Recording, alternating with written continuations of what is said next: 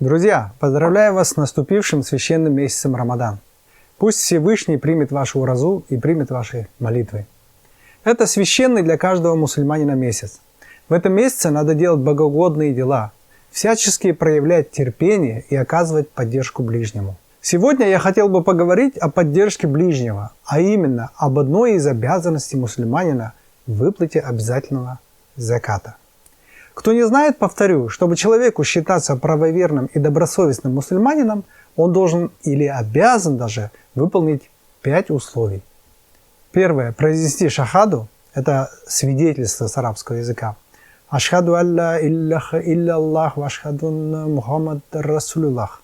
Это такая одна фраза, она как бы является свидетельством того, что вы утверждаете или соглашаетесь, говорите, что нету Бога, кроме Аллаха, и Мухаммад его посланник. Второе – это 5-кратный намаз. Третье – это пост во время священного месяца Рамадан. Это то, что мы сейчас держим. Четвертое – это выплата заката. И пятое – это совершение хаджа, конечно же, по возможности.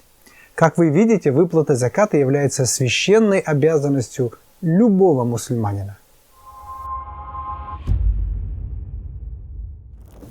Я уже давно являюсь практикующим мусульманином, поэтому выплата заката для меня также является священной обязанностью. Но став правоверным, практикующим мусульманином, я не перестал быть бизнесменом. Поэтому к выплате заката я подошел очень прагматично и с практической точки зрения. Я пытался честно и скрупулезно выполнить свой долг и относился к этому как к своему самому главному налогу, который я должен платить безоговорочно. Но в процессе, как обычно бывает, выяснилось очень много неясностей и непонятных для меня вещей. Добросовестно выплатить закат оказалось не совсем уж и простым делом.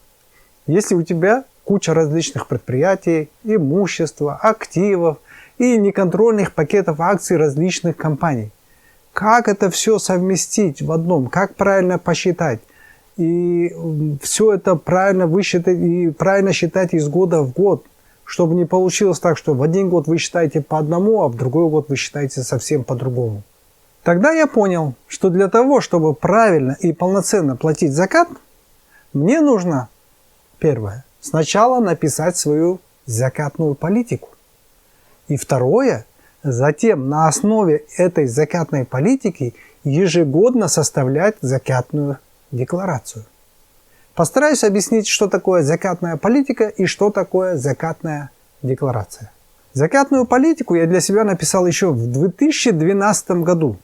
Вот я вам продемонстрирую свою первую редакцию своей закатной политики. Вот видите, закатная политика по расчету заката. Первая редакция принята 11 сентября 2012 года.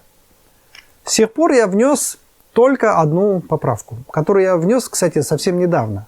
В очередной раз просматривая закатную политику. Для того, чтобы рассчитать свой очередной закат и заполнить очередную закатную декларацию.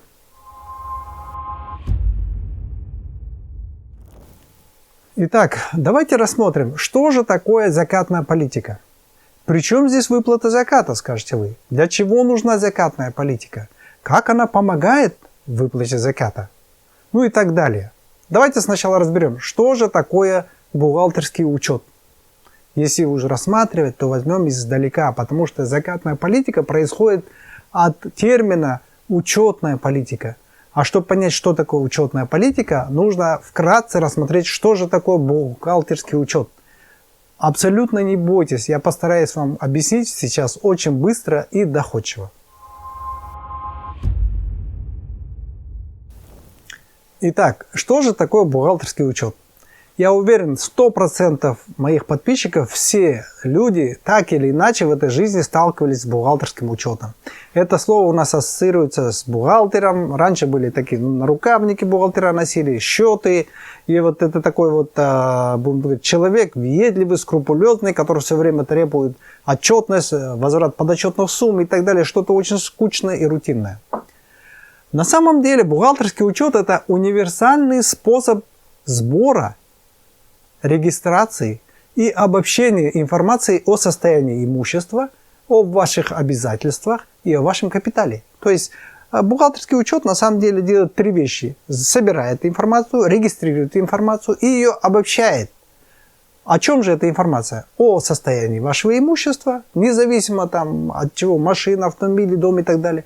О ваших обязательствах, кому вы должны, и о вашем капитале, что является вашей собственностью.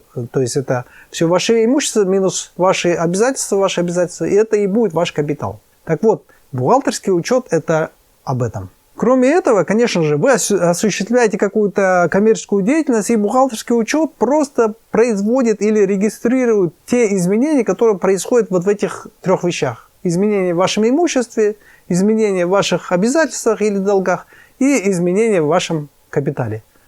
Все это бухгалтерский учет выражает в денежной форме. Ну а как же вы хотели? Вы же не можете сравнить трактор с автомобилем, автомобиль с домом. Это нужно привести к общему знаменателю. Поэтому бухгалтерский учет все это учитывает в денежной форме. Короче, бухгалтерский учет считает ваши деньги, учитывает ваше имущество, а также записывает то, кому и сколько вы должны. Но, тут скажете вы, записывать и учитывать все вы же должны по определенным правилам.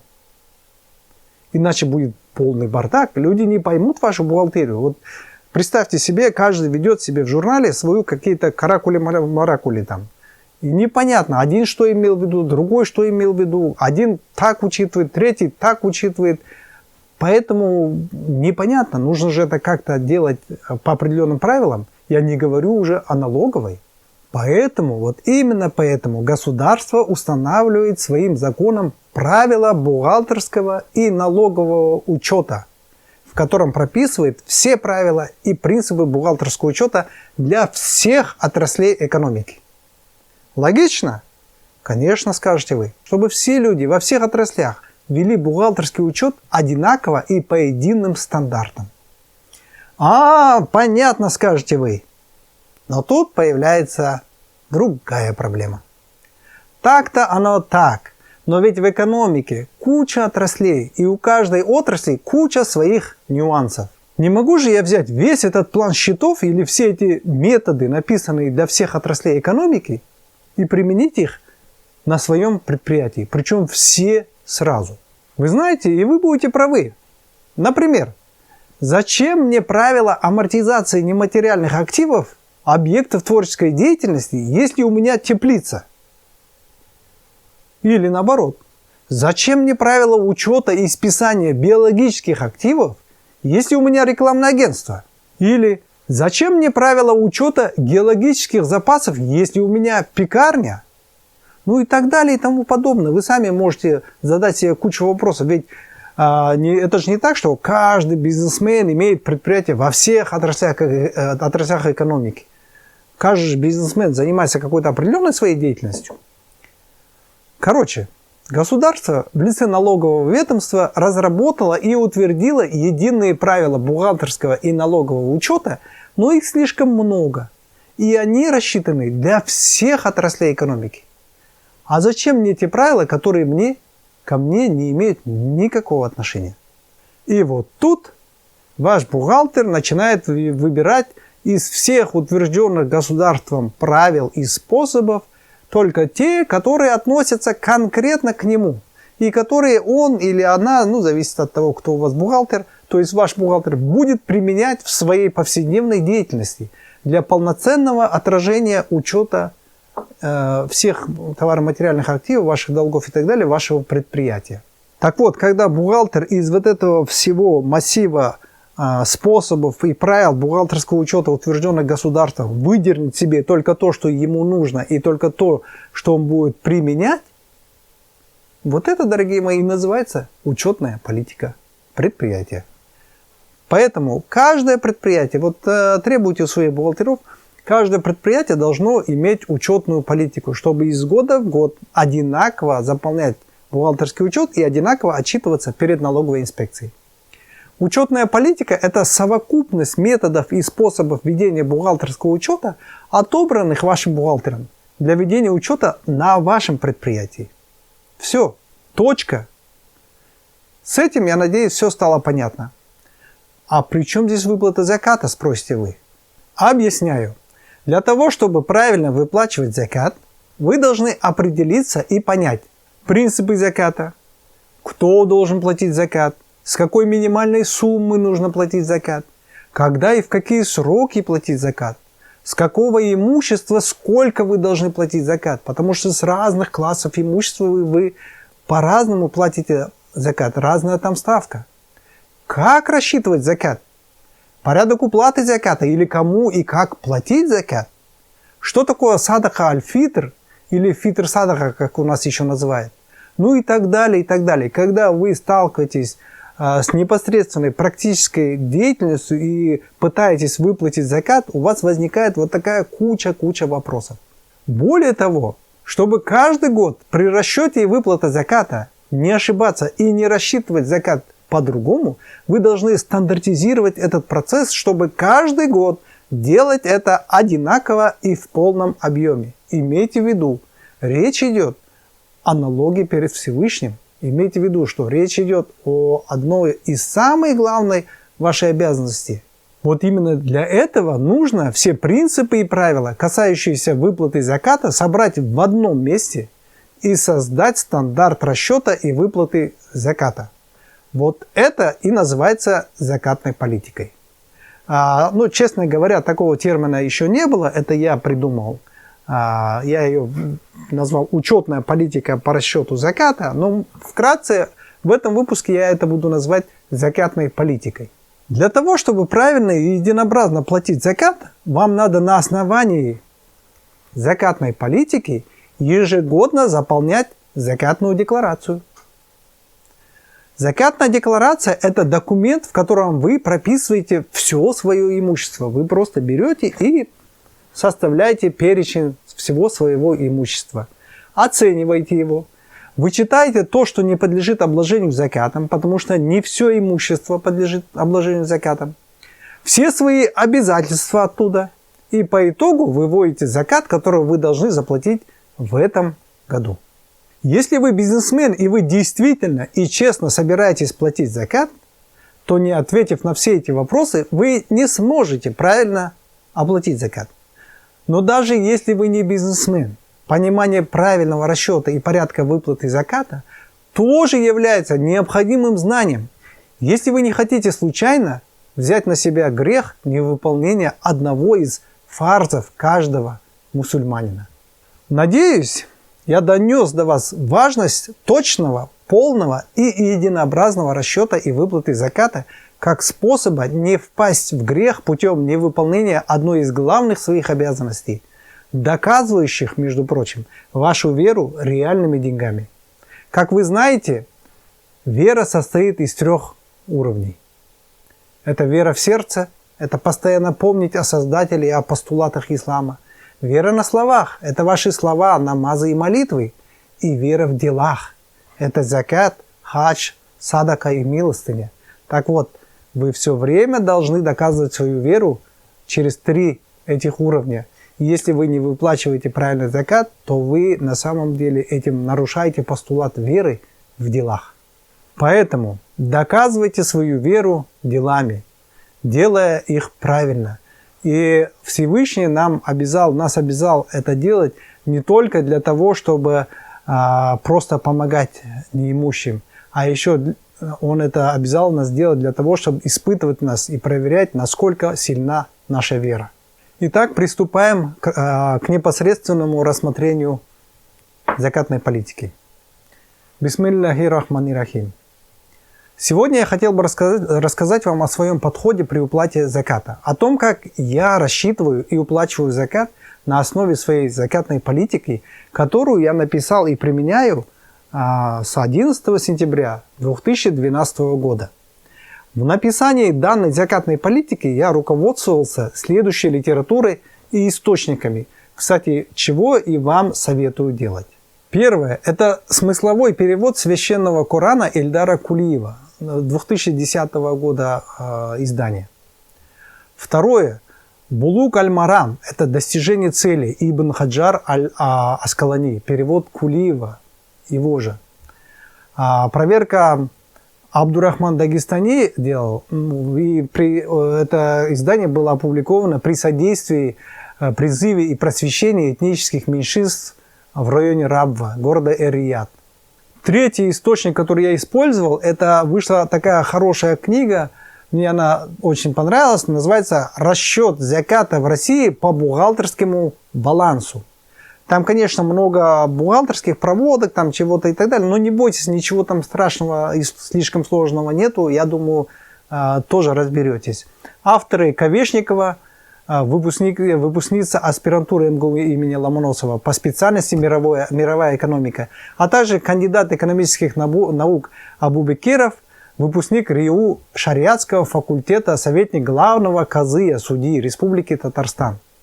Проверено это издание первым заместителем муфтия, председателя Совета ученых Дум Республики Татарстан, имамом мечети Кул-Шариф Рамиль Хазрат Юнусовым. Четвертый источник, которым я пользовался, это «Как осуществить расчет заката». Разработано доктором Шахатом, профессором университета Аль-Азхар и членом Всемирной организации по изучению и разрешению правовых вопросов, возникающих вокруг заката.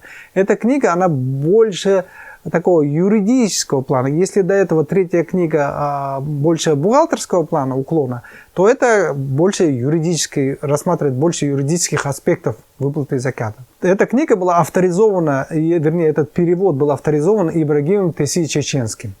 Пятый источник, который я использовал при составлении своей закатной политики, я просто советовался, консультировался по каждой статье, по каждой почти предложению или абзацу. Я советовался с ученым-богословом Дидаром. Он в то время жил в Объединенных Арабских Эмиратах. Я как раз в то время тоже жил определенный период в Дубае.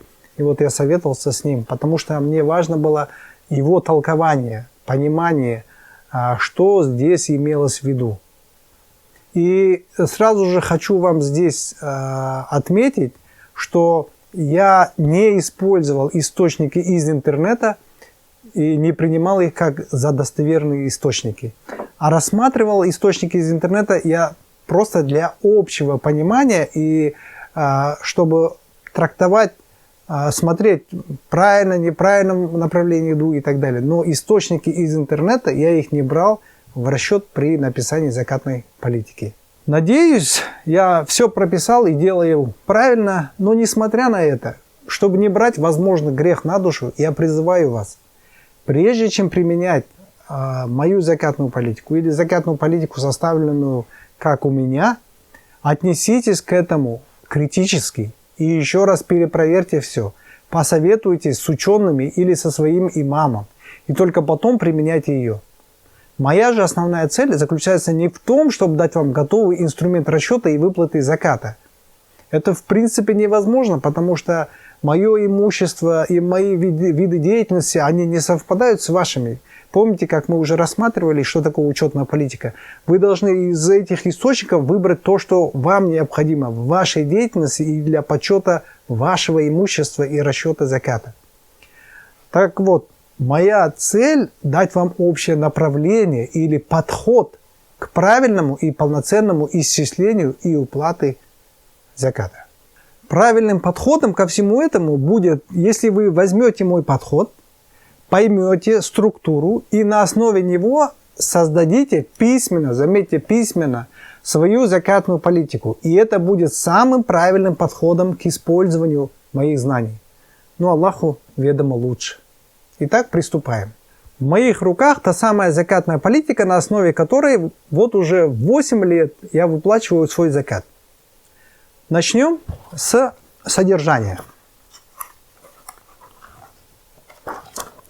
Здесь я описал все, из чего состоит закатная политика. Это понятие заката, его место в мусульманском праве, мораль и принципы заката, плательщики заката, нисаб, сроки уплаты заката, определение базы для исчисления заката, расчет заката, порядок уплаты заката, садака аль-фитр и список использованной литературы.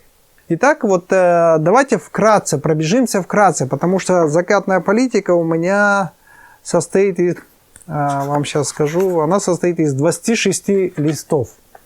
из 26 листов. Так вот, чтобы все подряд вам не читать, в конечном итоге моя же цель дать вам общий подход, направление и общее понимание структуры этого документа. Так вот, здесь вот понятие заката, вот слово закат с арабского языка переводится как благодать, баракат, рост и увеличение, развитие, чистота и справедливость. Закат, как я уже говорил, является одним из столпов ислама. И вместе с намазом упоминается в Священном Коране 27 раз. Этот факт подтверждает его важную роль в исламе. Закат – это ибада, которая избавляет сердце от скупости, очищает имущество, пробуждает в душах людей милосердие. Благодаря закату зависть покидает сердца бедных и неимущих, и единство укрепляется, единство общества укрепляется. Ибада – это поклонение Аллаху, возвеличивание Его и проявление благодарности за все им дарованное. Закат увеличивает состояние верующего и сохраняет его баракат. Имущество, с которого был выплачен закат, оберегается Аллахом. Заметьте. Далее, на первой же странице у меня идет вторым буквально пунктом, это инструкция по изучению закатной политики. Почему здесь это очень важно? Потому что в этой инструкции как бы стандартизированы шаги. Вот. Данная учетная политика составлена на основе священного Корана, Сунн, на основе хадисов, жизнеописанием пророка и так далее, и так далее. И мнение ученых здесь приводится. То есть вот в инструкции говорится, как применять закатную политику, откуда она взята и так далее. Ну, будем говорить, все про закатную политику. Таким образом, если брать структуру каждой страницы или каждой статьи, она состоит стандартно из таких разделов. Первое – это техническая описательная часть, порядок расчета. Второе – это пояснение и подтверждение по степени достоверности. Ссылку на, например, суры и аяты из Священного Корана в переводе с Ильдара Кулиева. Например, вот здесь к плательщикам заката идет, значит, техническая описательная часть, потом идет первая из Священного Корана, сура 23, верующая, подтверждает вышесказанное во имя Аллаха милостивого, милосердного. Аят 1. Воистину преуспели верующие. Аят 2. Которые смиренны во время своих намазов. Ну вот, сразу перейду. Аят 4. Которые выплачивают закат. То есть вторая часть, она дает ссылки на аяты и суры Священного Корана для того, чтобы подтвердить то, что было написано в технической части. Дальше идет ссылки на сунну и ссылки на хадисы. На хадисы Булук аль-Марама в переводе Аль-Кулиева. Дальше у меня идет ссылки на мнение авторитетных ученых. То есть вот снизу, если брать, в каждой статье у меня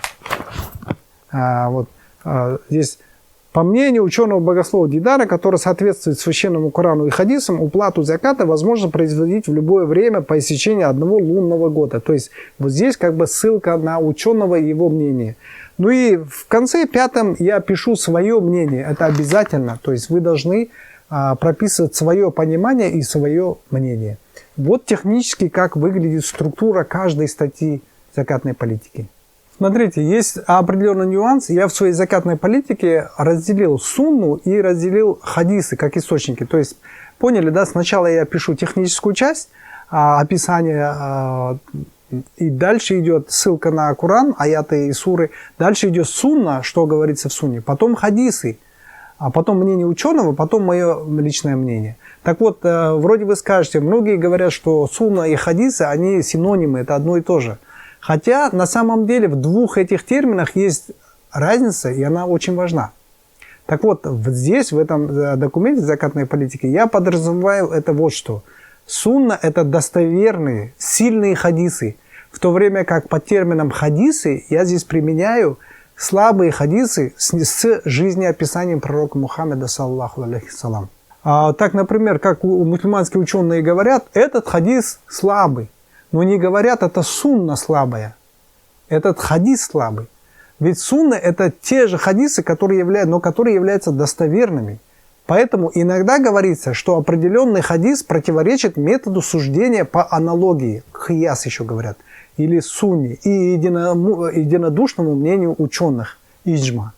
Под сунной подразумевается путь пророка, саллаху салям. Да, и благословит его Аллах и приветствует. И его руководство.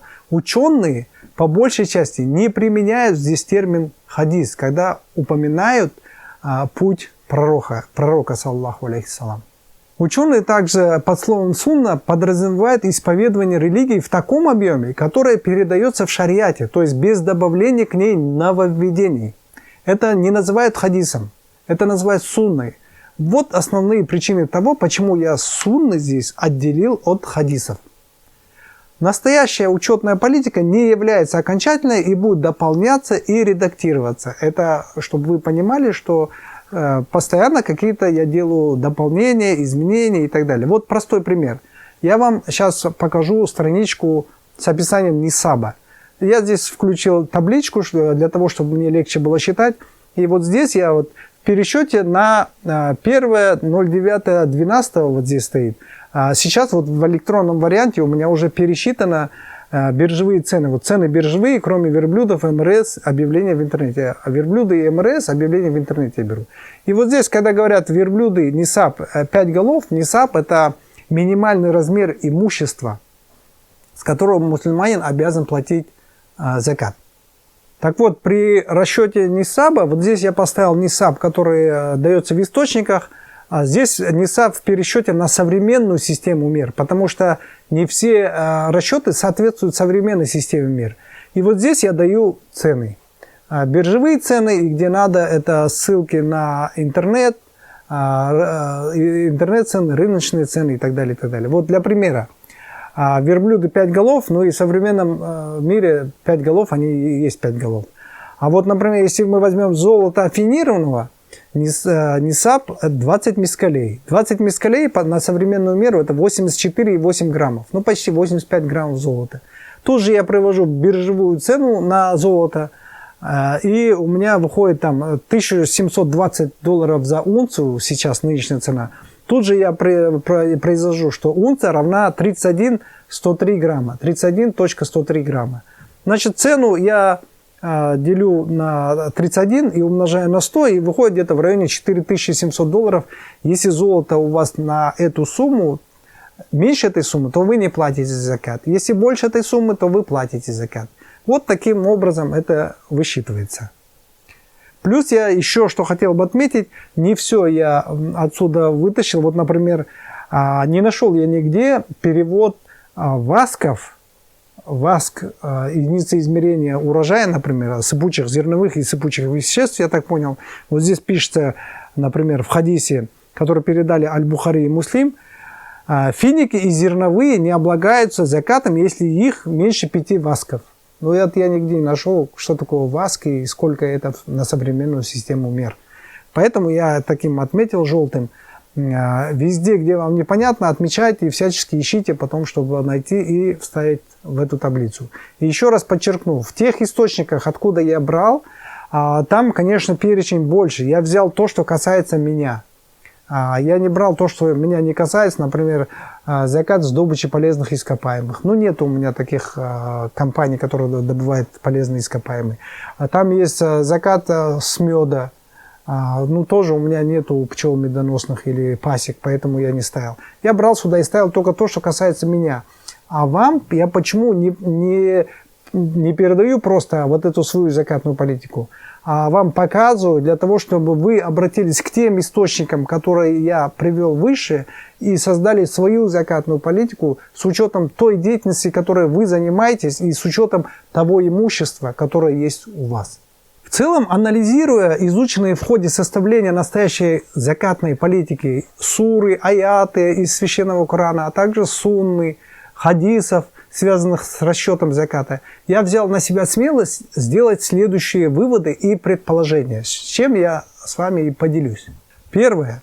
Исходя из порядка расчета заката, основанного на сурах и аятах Священного Корана, а также хадисах, ислам не поощряет накопительство и изъятие денежных средств, золота и товаров из общественного оборота на продолжительный период, более 1 лунного года. Тогда как личное имущество и средства производства, а также прибыль и все, что используется мусульманам, не облагается закатом. То есть, смотрите, в исламе накопительство не поощряется, накопительство на период больше лунного года. А если вы используете личное имущество и средства производства, это не облагается закатом, то есть для личного потребления нормально, вы можете что-то покупать, это не облагается закатом. А также, если это берете станки, оборудование для предприятия, это тоже не облагается закатом. То есть, значит, ислам поощряет не накопление, а использование в личной жизни, либо использование в предпринимательской деятельности. Это подтверждается следующими аятами из Корана. Сура 9 от Тауба, аят 34. «О те, которые уверовали, воистину многие из первосвященников и монахов незаконно пожирают имущество людей и сбивают их с пути Аллаха. Обрадуй же тех, которые накапливают золото и серебро и не расходуют их на пути Аллаха мучительными страданиями». Существует несколько аятов буквально, но я все не буду здесь перечислять. Еще один просто приведу как пример. Сура 17 Аль-Исра, аят 29. «Не позволяйте своей руке быть прикованной к шее и не раскрывай ее во всю длину». То есть это говорит, не будь скуп, но и в то же время и не будь расточителен. Не то сядешь порицаемым и опечаленным. Второй вывод, который я сделал, готовя закатную политику, я для себя вывел такой вывод.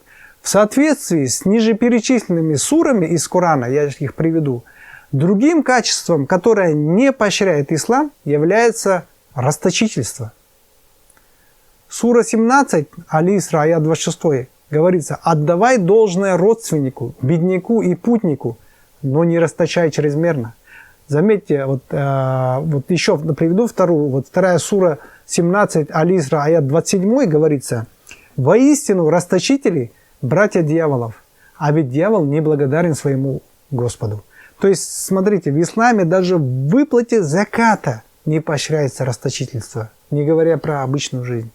Таким образом, при расчете заката необходимо с должным вниманием и аккуратностью подойти к данному вопросу, чтобы не нарушить равновесие, не допустить занижения заката, подлежащего уплате, но в то же время не ввергать себя в убытки слишком большим расточительством или излишним расточительством. Это вот еще раз подчеркивает и подтверждает, что закат нужно точно считать.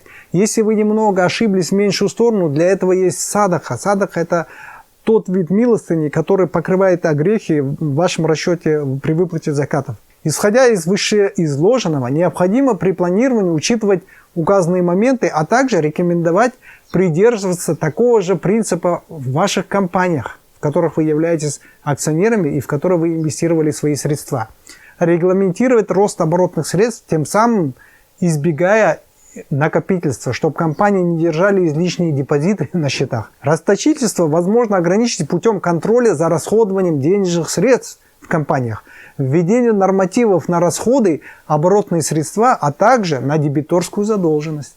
Вот ниже приведенный хадис, который я сейчас приведу, подтверждает то, что ислам против того, чтобы оплата заката ввергала мусульманина в убыток, а также поощряет использование денежных средств, товаров, золота и других ликвидных активов в предпринимательской деятельности либо в личных целях. В хадисах от Булуга Аль-Марама 595 и 596 хадис передают, что Амр ибн Шуайб рассказывал со слов своего отца и деда Абдуллаха ибн Амра: «Да будет доволен им Всевышний Аллах, что посланник Аллаха, мир ему и благословение Аллаха, сказал: если кто-нибудь опекает сироту, у которого есть состояние, пусть он вложит это в торговлю и не дожидается, пока состояние исчезнет в результате выплаты заката». Третий вывод, который я сделал, что исходя из ниже приведенных сур и аятов Священного Корана и хадисов, ислам не запрещает получение либо передачу активов в долг. Однако, необходимо должным образом оформлять данную операцию, а также своевременно выполнять свои обязательства по ним. Следует также иметь в виду, что на кредиторе лежит ответственность, если он предоставляет займ человеку, который заведомо не сможет его выплатить, тем самым ввергая его в грех. Поэтому, если есть возможность, либо не занимайте такому человеку, либо помогайте ему, помогайте таким должникам из средств заката. Потому что в силу определенных обстоятельств эти люди оказались неспособными выплатить свои обязательства. В 282 аяте, сура 2. «О те, которые уверовали, если вы заключаете договор о долге на определенный срок, то записывайте его, и пусть писарь записывает его справедливо. Писарь не должен отказываться записать его так, как его научил Аллах. Пусть он пишет, и пусть берущий взаймы диктует и страшится Аллаха, своего Господа, и ничего не убавляет из него. Так вот, правило в исламе, если кто-то вас просит в долг, то условия долга должен диктовать тот, кто берет в долг. А тот, кто дает в долг, кредитор, может только сказать: я соглашаюсь на твои условия и подписать документ. Либо сказать: нет, я не соглашаюсь на твои условия и не дать долг. Но не допускается, когда кредитор диктует свои условия должнику. Давайте вкратце пробежимся по плательщикам заката. Я вкратце рассказал сейчас про нисаб, как я рассчитываю. Вот плательщики заката. Я думаю, это будет интересно вам. Плательщиками заката являются лица, которые соответствуют ниже перечисленным качествам. Первое, это должен быть мусульманин. Второе, это должен быть разумный, то есть в здравом рассудке, в здравом уме. Третье, это должен быть совершеннолетний. Несовершеннолетние не платят закат. Четвертое, это должен быть свободный человек. Пятое, владеющий имуществом в размере нисаба.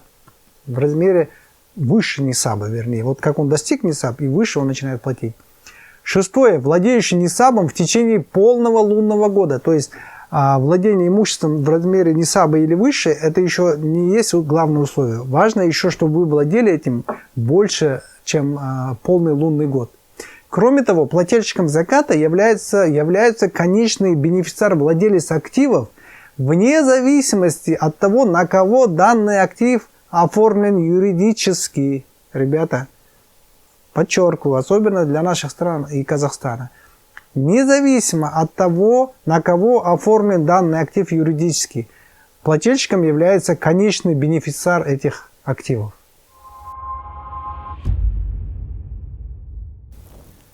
Сроки уплаты заката. Закат выплачивается один раз по прошествии лунного года. Кстати, вот в тех источниках, о которых я вам упоминал, там есть такой коэффициент, когда вы можете конвертировать лунный год к григорианскому календарю и пересчитать закат на основе григорианского календаря. Так вот, очень важно, что обязательно вы должны владеть имуществом более одного лунного года, то есть целый лунный год. И самое предпочтительное время уплаты заката – это месяц Рамадан. Для этого нужно сформировать баланс на дату расчета заката. Вот я что делаю? Я здесь вел так, что закат считается на период, предшествующий Рамадану, и на тот период, по которому сдана финансовая отчетность. Вот, например, я хотел в этот раз закат исчислять и выплачивать на основе результатов первого квартала, но отчетность первого квартала будет не скоро, она будет только в мае, поэтому я решил выплачивать на основе отчетности на 1 января. Ну, естественно, закат следующего года, когда я буду считать, я тоже буду на основе 1 января, чтобы был полный год. Поэтому я расчет закатной декларации заполняю на основе последнего отчета, который бухгалтерия закрыла по всем своим предприятиям. Теперь, еще очень важный момент, который нужно упомянуть. Можно ли платить закат досрочно или раньше времени? Да, его платить досрочно раньше времени можно. Например, в хадисе Булук аль-Марам, 598 хадис, говорится, передаю, что Али, да будет доволен им Всевышний Аллах, рассказывал, что Аль-Аббас попросил пророка, мир ему и благословение Аллаха, разрешить ему выплатить обязательное пожертвование досрочно. И он разрешил ему это. Этот хадис передали от Тирмизи и Аль-Хаким. В то же время, по поводу уплаты заката досрочно, я разговаривал со своим братом. Мой брат привел аргумент, что вообще закат надо платить предоплатой. Ну, это наше частное мнение. Я это принял. Почему? Он обосновал так, говорит. Ну вот представь, говорит, 10 месяцев прошло, осталось 2 месяца до уплаты заката, и Аллах забрал твою душу. И за тобой остается вот этот долг невыплаченный. Поэтому лучше закат платить сначала расчетным путем, платить предоплатой, а в конце, когда уже заполняешь закатную декларацию, подвести баланс и заплатить разницу. Либо если переплатил, то ничего страшного. То есть каждый пусть выбирает сам. И вам тоже рекомендую. Вы можете, конечно, платить как указано, вообще во всех источниках по истечении лунного года. Можете платить досрочно на основе ваших расчетов, а потом подводить сальдо. Ну, бизнесмены, я думаю, мы должны это понять. Отдельно я хотел бы остановиться на двух еще нюансах. Первый нюанс заключается в том, что в исламе закат не выплачивается с прибыли. Как так вы скажете, с прибыли? Мы все платили с прибыли, налог на прибыль и так далее. Так вот, я вам скажу, прибыль – это чисто бухгалтерский термин, который определяет разницу между вашей выручкой и себестоимостью. Вот это прибыль. Но это чисто расчетная единица. Эта прибыль у вас садится чем? Становится вашим имуществом.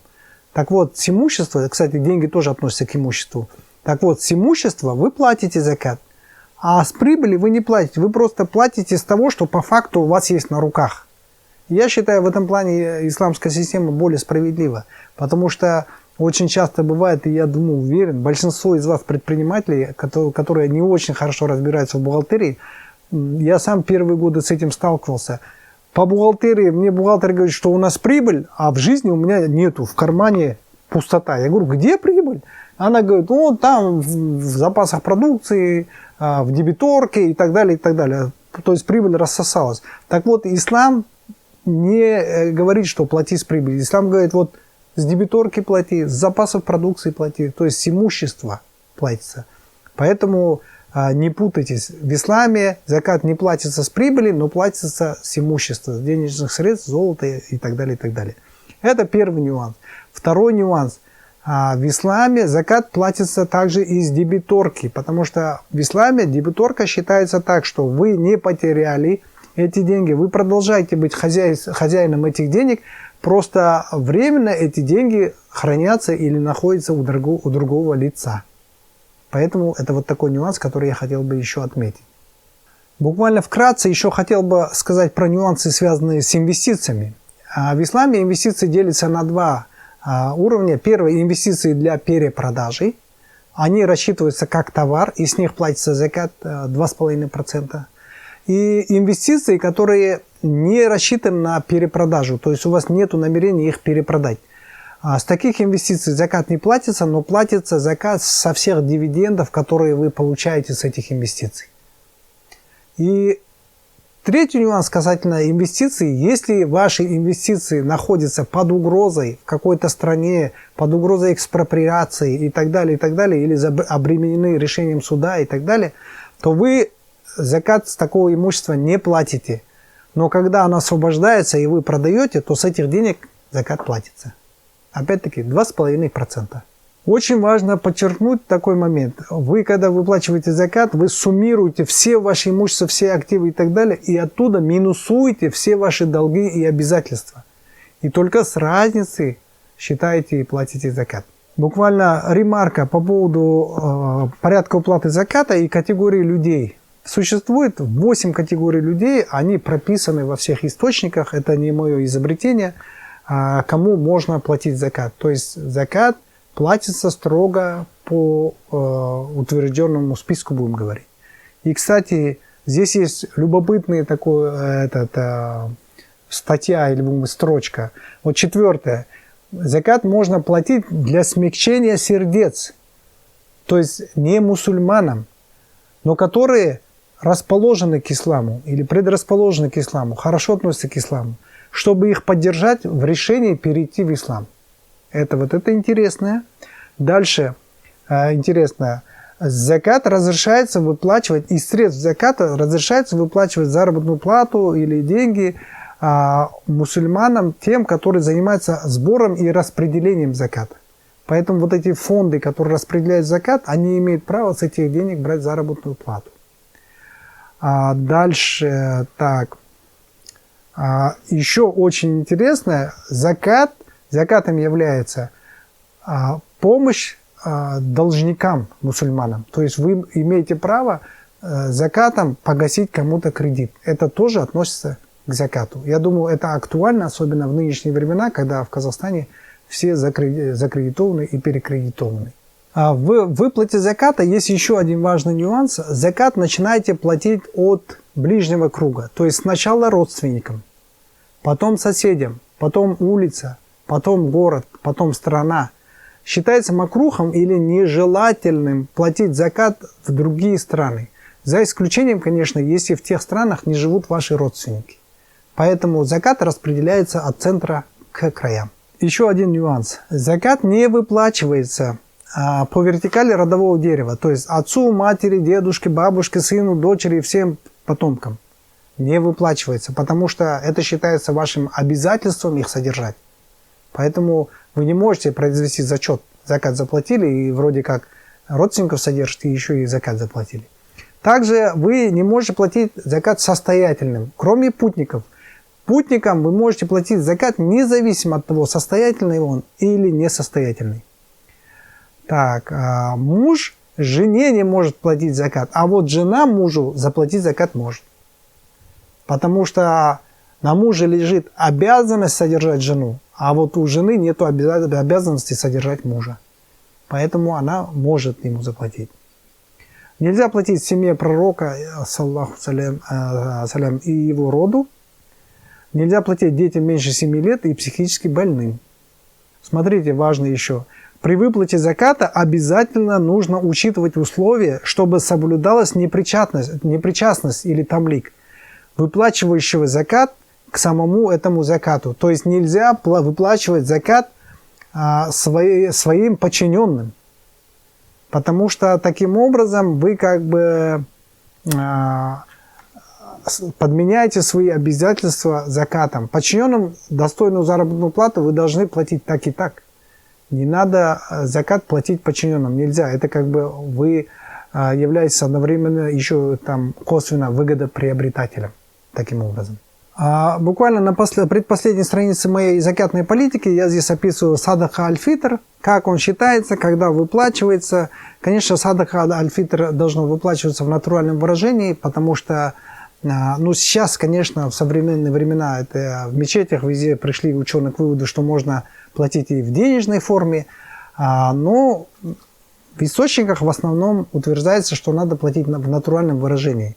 Для чего? Для того, чтобы кормить нуждающихся и, будем так говорить, чтобы эта милостыня, которая должна быть выплачена нуждающимся мусульманам до наступления праздника Рамадан, вы должны платить за себя и за членов своей семьи.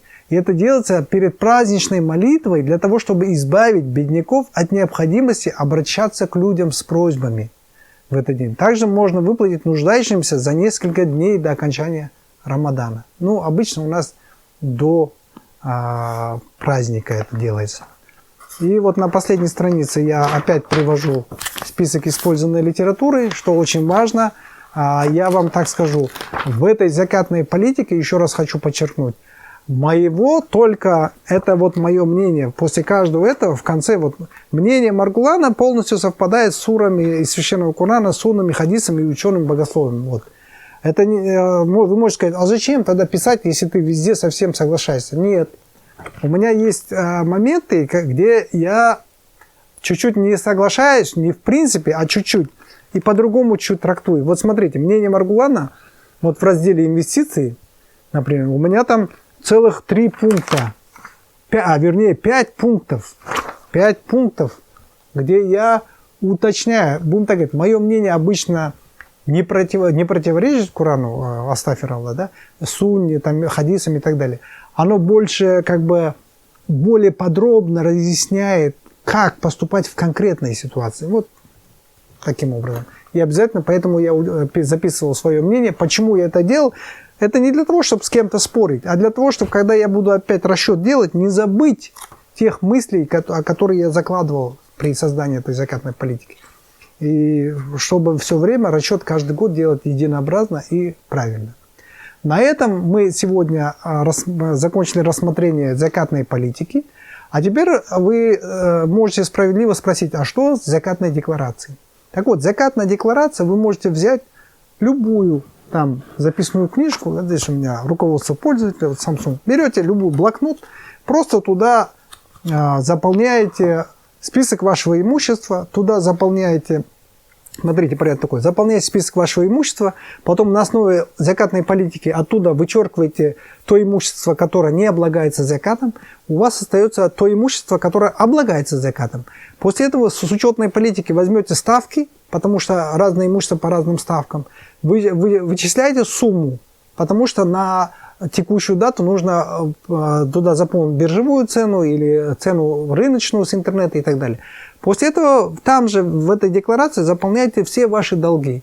И получается вот это закатооблагаемое имущество минус ваши долги, и у вас получится то имущество, с которого вы должны платить закат. И оттуда начисляете, ну, в среднем это выходит 2,5%, и выплачиваете в этот священный месяц Рамадан.